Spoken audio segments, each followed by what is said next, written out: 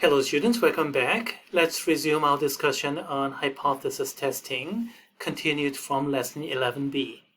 Previously in lesson 11b, we went through the introduction to hypothesis testing, namely the mathematical structure of hypotheses, like these, and some example problems on setting up hypotheses, like this, and like that. I hope everybody remembers. And finally, an advanced discussion of types of errors. Now, this is an optional topic, so I guess many students must have skipped. And that's going to be okay in most parts, but for the probability value method, we may have to come back at least a part of it. Okay, let's begin. Section 2, hypothesis testing for population means 1, where we know the population standard deviation sigma. By the way, in section 4, we're going to deal with a case that we don't know the sigma value. All right? And please remind yourself that what's bringing in that distinction? Well, right here, we went through this very table in lesson 10 and lesson 11a, so please review if necessary. At the very last stage, known sigma, z table, unknown sigma, t table, and section 2 is about z table, this case. Okay, here's the first example problem, and this is the very same problem as the one in section 1, so I don't think anybody will have any significant difficulty getting a hypothesis like this. All right, no problem there. Now, how about these numbers? Let's see, the significance level, well, it was specified, so no problem there. And mean of 72.3 in 25 observations. They must be the sample statistics, n value 25, the sample size, and x bar value 72.3, the sample mean. So far so good. Now what is this? Population standard deviation. Why is this population standard deviation? Why not sample standard deviation? What's the criterion? Well, read the problem carefully. Where did this come from? It came with a null. Blah, blah, blah, normally distributed, yeah. The mean of 75 minutes and the standard deviation of 9 minutes. These came together, and these came out of nowhere. They have nothing to do with the sample. I mean, all kind of discussions about sample. Go back here. So before sample, before doing any sample study, even in hypothesis setup stage, we already knew the standard deviation of 9 minutes. So what is it? It's not a sample mean. It's not a sample standard deviation. It's the population standard deviation. For instance, if I copy and paste this and change the problem like this,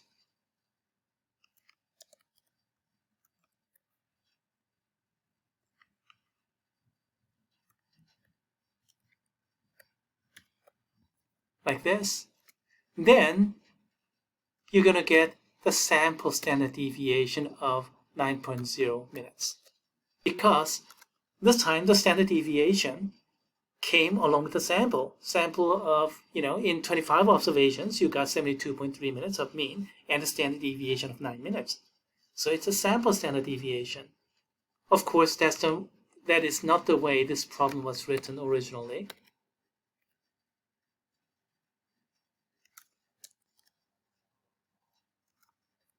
It was written like this.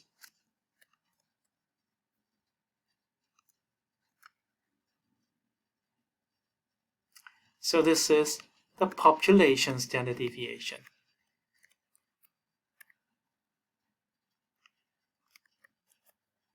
Does it make sense?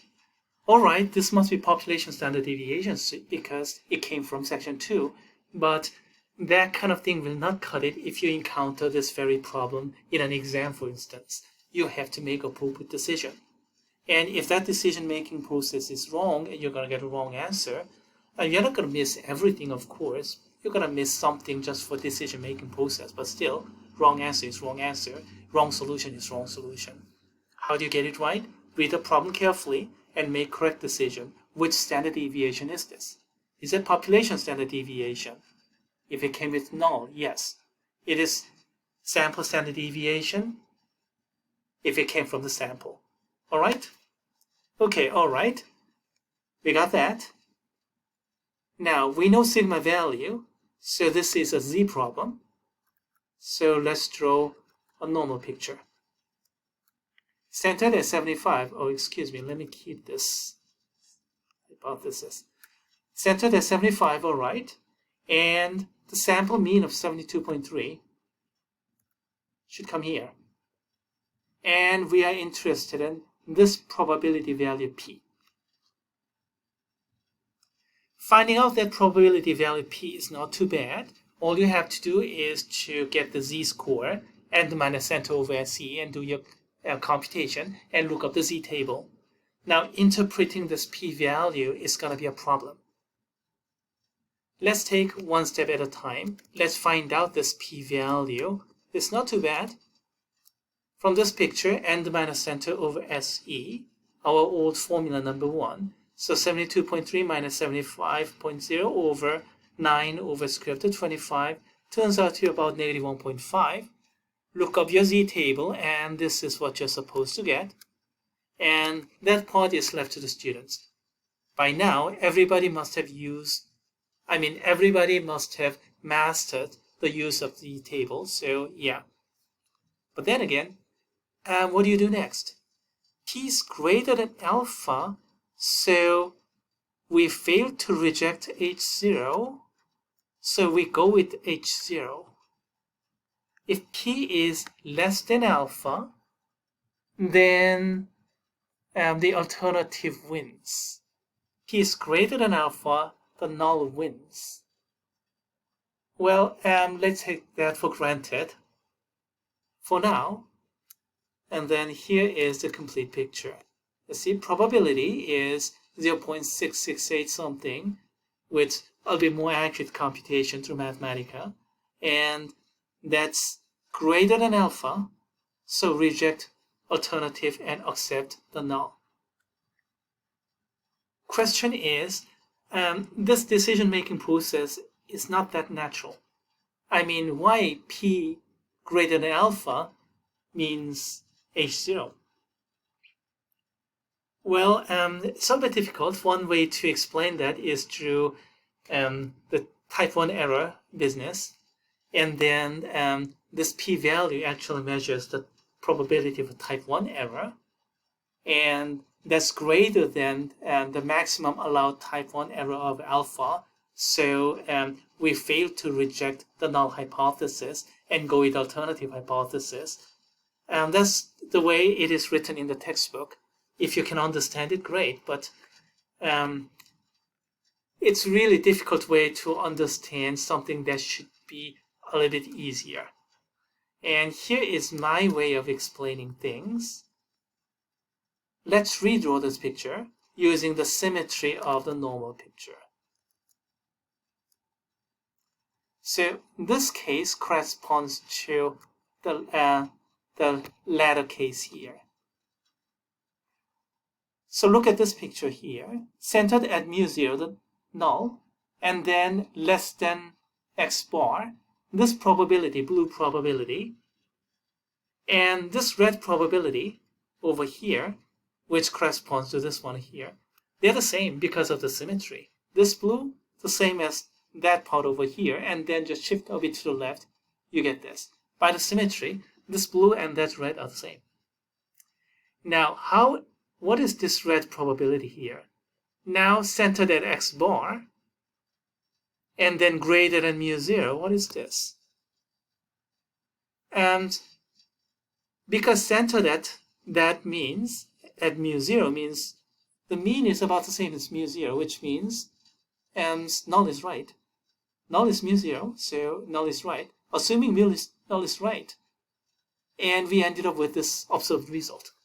That's the probability that this blue part is talking about. All right? But then again, by this graphical explanation, now look at the center. Center is x bar. So it's based upon what we have this in sample study. If sample study is correct, that means assuming that we got this observed result, the probability that null is right is this red. And geometrically, they are the same. So roughly speaking, what? This shaded area is a probability that null is right. Assuming that we got this sample study result. So the probability that null is right, that's large. That means you should go with null. So that probability that null is right is greater than alpha. So yeah, null is right. A little bit difficult, isn't it? And that's a bit of a problem for this probability value approach. Personally, I like it. And most of the professional mathematicians like it. But I found most of the students scored better with the critical value approach. That's why I did critical value approach first, and I'm going to emphasize that one a little bit more than the other one. In any case, let's do it again for the second problem. All right, similar type of problem, and here is the structure of those hypotheses, null and alternative hypotheses. All right. Okay, here's the initial picture. Null. And this is sample mean, and we are looking for this probability, p-value. And if this p-value is too large, then the probability null is right is big, so we will go with null. If this is small, then the probability null is right is small, so null must be wrong. So how do you find out this probability? Not bad, just use the typical z-score formula, n minus center over SE, do your computation. If you do it right, you're going to get about 1%. The detail is left to the students. By now, everybody must have mastered the use of z-tables, so I'll just leave that to you. Now, interpretation. P is less than alpha. The probability that null is right is small, so null must be wrong. We accept alternative hypothesis. All right? We are in this kind of situation, this kind of picture. This probability here is same as this pink by symmetry, so it's same as this red after shifting. And this is what? Assuming the null is right, centered at mu0 at the null, we ended up with this observed result. Now, this one, now center is shifted, so that's the condition. Based upon the observation we had, based upon the sample study we got, the probability that null is right. And if that's too small, then null must be wrong. And indeed, less than 5%, just 1% or so. So the probability that null is right is very low, so null must be wrong. So we reject it and accept the alternative hypothesis. Here comes the probability value method. If you like it, stick to it. And I personally like it, and I usually use the probability value approach when I have to do it. But fair warning again, over the years, I found most of the students scored better with critical value approach. And that experience goes back to all the way back to 2001. So I'm talking about a lot of experience. And based upon that, I emphasize the probability value a little bit less than the critical value. Critical value scored a little bit better most of the time.